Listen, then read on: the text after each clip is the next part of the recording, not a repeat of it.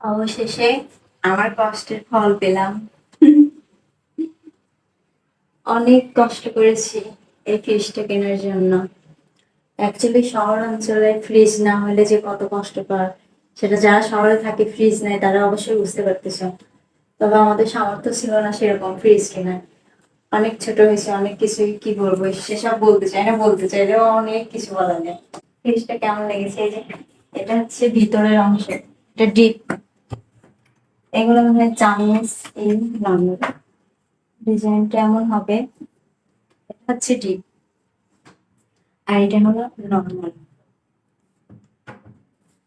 বেশি বড় কিনি নাই, ছোট দেখেই কিনছি। আর যেহেতু আমাদের ফ্যামিলির ছোট, তাই ছোট দেখেই কিনছি। মাঝারি সাইজ, ছোট সাইজ না, মাঝারি সাইজ।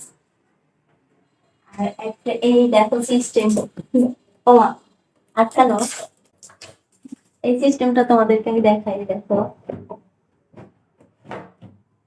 এখানে আলু পেঁয়াজ মানে সবকিছু রাখা যাবে এই যে এই পেটের মধ্যে করে। আমার শখের ফিশটা কেমন লাগলো তোমাদের কাছে অবশ্যই কমেন্টস করে জানাবা। আর আগে ফ্রিজের দাম অনেক কম ছিল, এত যে ফ্রিজের দাম, সবকিছুর দাম আর আমাদের সামর্থ্য অনুযায়ী অনেক বেশি হয়ে যায়। কি করবো, তারপরে যেগুলো লাগবে সেগুলো তো কিনাই লাগবে। ইমার্জেন্সি যেগুলো আমি সেগুলো টুকিটাকি কিনে নিচ্ছি। বিশ্বাস করো এই ফ্রিজটার জন্য অনেক কষ্ট করছি আমি। আচ্ছা, বাই বাই।